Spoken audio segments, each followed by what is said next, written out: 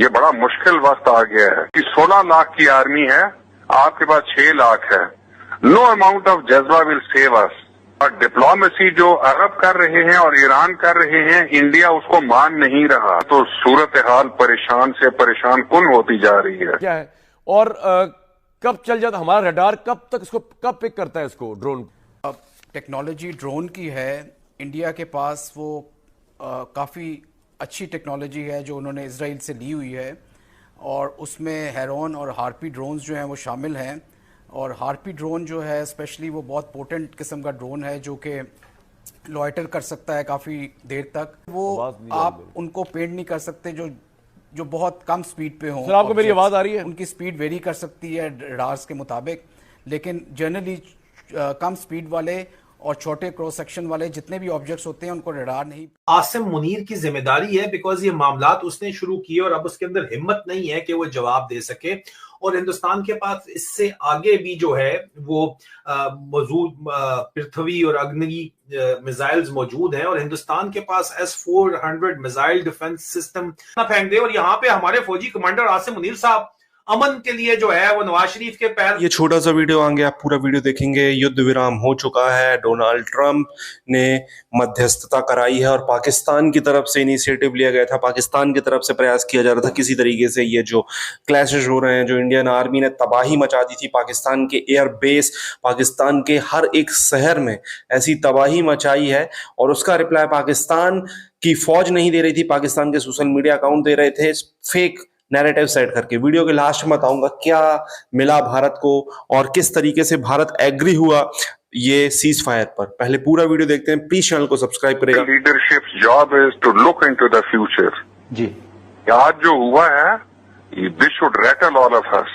ये बड़ा मुश्किल वक्त आ गया है जी, जिसका हमारे पास एज ऑफ नाउ कोई जवाब नहीं है। और मेरे ख्याल में तो सूरत हाल परेशान से परेशान कुन होती जा रही है, बिकॉज डी एस्केलेशन नहीं होने वाली इस तरह से। अच्छा। जब तक कि अमेरिका प्रेशर नहीं डालेगा। और याद रखिए 4 दफा इंडिया ने आप पे पूरा अटैक करने का प्लान बना लिया था, और उसकी 16 लाख की आर्मी है, आपके पास 6 लाख है। नो अमाउंट ऑफ जज्बा विल सेव अस। और डिप्लोमेसी जो अरब कर रहे हैं और ईरान कर रहे हैं, इंडिया उसको मान नहीं रहा। अगर अमेरिका अपना प्रेशर नहीं डालता, फिलिपाइन प्रेशर नहीं डालता, चाइना प्रेशर नहीं डालता, तो आई एम टेलिंग यू कि ये बड़े हालात मुश्किल से मुश्किल तर होते जाएंगे। लेकिन तो हमें सोचना चाहिए कि क्या करना है। खुदा आसिम मुनीर की जिम्मेदारी है, बिकॉज ये मामलात उसने शुरू किए और अब उसके अंदर हिम्मत नहीं है कि वो जवाब दे सके। और हिंदुस्तान के पास इससे आगे भी जो है वो मौजूद पृथ्वी और अग्नि मिसाइल्स मौजूद हैं, और हिंदुस्तान के पास S-400 missile defence system. Drones के मुतालिक पाकिस्तानी पब्लिक को बताइए कि हमारा जो नेशनल डिफेंस सिस्टम है वो किस तरह इंटैक्ट है एयरफोर्स का, कि सवाल ये उठाया गया, अगरचे DGISPR ने बड़ा मुदल्लल जवाब दे दिया कि उनको देखना पड़ता है कि आबादी के अंदर अगर आ रहा है ड्रोन तो वहां पे उसको न्यूट्रलाइज नहीं करना, वहां नहीं गिराना। लेकिन ये बताइए कि ड्रोन टेक्नोलॉजी इंडिया की जो है वो क्या है, और हमारी ड्रोन टेक्नोलॉजी उसके मुकाबले पे क्या है, और कब चल जाता हमारा रडार, कब तक इसको कब पिक करता है इसको ड्रोन? अब टेक्नोलॉजी ड्रोन की है, इंडिया के पास वो काफ़ी अच्छी टेक्नोलॉजी है जो उन्होंने इजराइल से ली हुई है, और उसमें हेरॉन और हार्पी ड्रोन्स जो हैं वो शामिल हैं।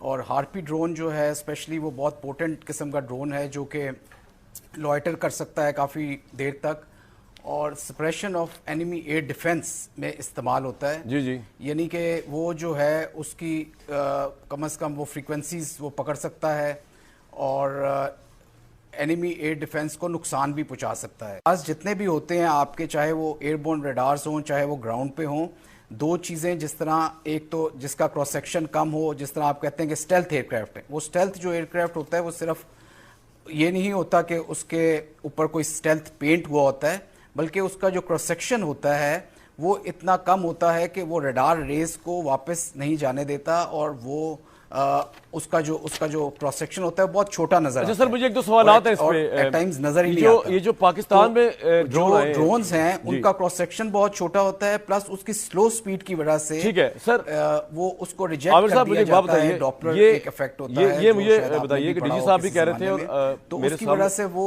आप उनको पेंट नहीं कर सकते जो बहुत कम स्पीड पे हो। सर आपको मेरी आवाज आ रही है? उनकी स्पीड वेरी कर सकती है रडार्स के मुताबिक, लेकिन जनरली कम स्पीड वाले और छोटे क्रॉस सेक्शन वाले जितने भी ऑब्जेक्ट्स होते हैं उनको रडार नहीं फेंक दे। और यहाँ पे हमारे फौजी कमांडर आसिम मुनीर साहब अमन के लिए जो है वो नवाज शरीफ के पैर दबा रहे हैं। वो वजीर आजम हाउस में बैठे हुए हैं।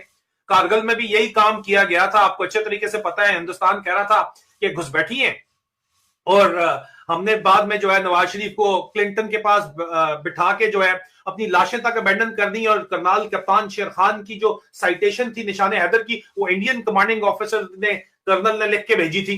ये आपकी हकीकत है। हकीकत पे ऊपर बात करते हुए आपकी जान जाती है।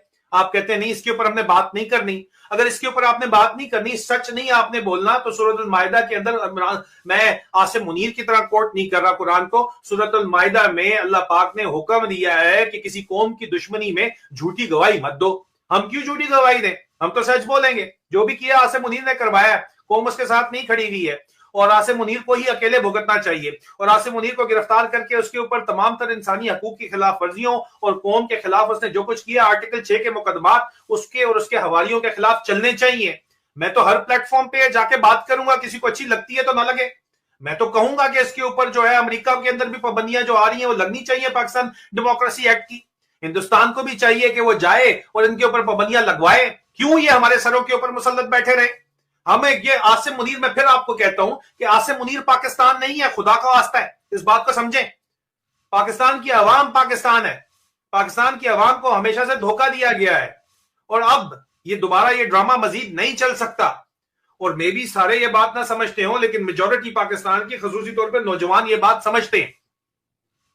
कोई गलत बात अगर मैं कर रहा हूं, कमी कोताही माफ, लेकिन बात मुझे बताएं कि मैं गलत कौन सी कर रहा हूं यहां पे, जो इतनी जोर की जाके लग रही है लोगों को। और कहते हैं कि इंडियन चैनल के ऊपर बैठ के क्यों बात कर रहा है। यार आप लोग तो सिर्फ वहां लड़ने जाते हैं। मैं जाता हूं, 1-on-1 इंटरव्यू मेरे साथ वो करते हैं। जो मैं बात कहता हूं वो सुनते हैं और उस पूरी की पूरी बात को चलाते हैं। और मैं बात आपका केस कर रहा हूं, आपके सेंटिमेंट्स वहां पे बता रहा हूं। और मैं उसके साथ साथ ये भी बता रहा हूं हिंदुस्तानी मीडिया के ऊपर कि देखो तुम लोग बलूचिस्तान में जो कुछ कर रहे हो उसको बेचा जाता है। यहां पे हुआ ये ज्यादती, इसके साथ साथ ये मानना चाहिए कि हमारे बलोच बहनों भाइयों के साथ ज्यादती होती चली आ रही है। जो मारंग बलोच के साथ हो रहा है, जो समी बलोच के साथ हो रहा है, जो टॉर्चर उनके साथ किया जा रहा है, वहां पे मिसिंग पर्सन बनाया जा रहा है, एक्स्ट्रा जुडिशियल किलिंग्स की जा रही है, गलत है, वो नहीं होना चाहिए। इसी फौज ने किया है, करते चले आ रहे हैं। 18वीं तरमीम में पाकिस्तान के आइन में राइट टू सेल्फ गवर्न अगर सिंध को दिया जा सकता है, पंजाब को दिया जा सकता है, खैबर पख्तूनख्वा को दिया जा सकता है, तो बलूचिस्तान में पपेट गवर्नमेंट ही क्यों लगानी है? उनके लोगों को वो इख्तियार क्यों नहीं दिया जाता? और फिर वो लोग कहते हैं कि यार आप एडमिनिस्ट्रेटिव डिवीजन मजीद क्यों नहीं करते? आप पाकिस्तान की, आप जो है वहां पे आपने डेमोग्राफिक चेंजेस की हुई है, पख्तूनों को वहां पे आबाद किया बहुत अरसे पहले से, जाके 60s से आपने काम शुरू किया बलोची कौम के बराबर उनको लाने के लिए, ठीक है। लेकिन आप एडमिनिस्ट्रेटिव डिवाइड मजीद करें, साउथ पंजाब को करें, नॉर्थ पंजाब करें और सेंट्रल पंजाब करें। आप लेके आए बलोचिस्तान के अंदर भी जो है 2 से 3 एडमिनिस्ट्रेटिव डिवाइड करें। आप सिंध के अंदर भी आप करें एडमिनिस्ट्रेटिव डिवाइड, रूल करना आसान हो जाएगा। डेवल्यूशन ऑफ पावर करें। जनरल मुशर्रफ को आप जो मर्जी कहें, लेकिन उन्होंने डेवल्यूशन ऑफ पावर की थी, और डेवल्यूशन ऑफ पावर एक ही टर्म वो कर सके थे जब नाज़मों के पास इख्तियार था। तमाम जो लोकल एडमिनिस्ट्रेशन डीएमजे वाले जो बाबू जो कॉलोनियल माइंडसेट के तहत आज तक चल रहे हैं साम्राज्य निजाम के तहत, उनका इख्तियार खत्म हुआ था, पुलिस का इख्तियार खत्म हुआ था, नाज़म तक लोग पहुंचते थे, नायब नाज़म तक पहुंचते थे, और वो आगे मामलात जो बताते थे मामलात हल होते थे। इसको डेवल्यूशन ऑफ पावर कहा जाता था। लेकिन ये सूट नहीं करती इस फौज को, इसकी बदमाशी को, जिन्होंने आईएसआई के जरिए, इंटरनल विंग और मिलिट्री इंटेलिजेंस के जरिए इस मुल्क के ऊपर बदमाशी करनी है, तो ये उनको सूट नहीं करती। इसलिए डेवल्यूशन ऑफ पावर मुशर्रफ की भी जो है वो एक ही टर्म चल सकी, उसके बाद चली नहीं। ना सियासतदानों ने उसको चलने दिया और ना फौजी उसको चलने देते हैं। डेवल्यूशन ऑफ पावर होनी चाहिए जी। अवाम का हक है अपने आप को सेल्फ गवर्न करना। आप यहाँ यूके में रह रहे हैं, लोकल गवर्नमेंट है आपकी, काउंसिल्स, आप वोट देते हैं। अभी 1 मई को इलेक्शन हुए, लोकल इलेक्शन हुए, आपने वोट दिए, अपने काउंसिलर सेलेक्ट किए हैं, अपने मेयर सेलेक्ट किए हैं, आप उन तक पहुंच रखते हैं, आप उनको एक ईमेल करते हैं, आप उनसे मिलते हैं, वो आपकी बात सुनते हैं, आपके मसले सुनते हैं, आपके मसले हल करते हैं, आपको सर्विसेज प्रोवाइड करते हैं, और आप अपनी पॉलिसी सेल्फ गवर्न की बनाते हैं लोकल लेवल के ऊपर भी, और जब उससे बड़ी सतह के ऊपर उसी वजह से जॉब क्रिएशन होती है, क्योंकि पॉलिटिकल स्टेबिलिटी होती है, सियासी इस्तेकाम होता है। जब सियासी इस्तेकाम होता है तो उसकी वजह से मुआशी इस्तेकाम आता है। तो मुआशी इस्तेकाम के लिए जमहूरियत जो है वो क्रिटिकल चीज है। बातचीत बलोची बहन भाई करना चाहते हैं आप, बातचीत के बदले में गोली चलाते हैं, तो हल किस तरह हो सकते हैं मामला? और ये बातें करो तो गद्दार ठहराए जाते हो पंजाब के अंदर। तो इस तरह के अगर हम गद्दार है तो हम गद्दारी ठीक है, ठीक है, क्योंकि गद्दारी के फतवे हमने तो सुन लिए बहुत, लेकिन आज हमें पता चला है कि जो गद्दार है असल में वही मुहिब्बे वतन है, इसमें कोई शक नहीं है।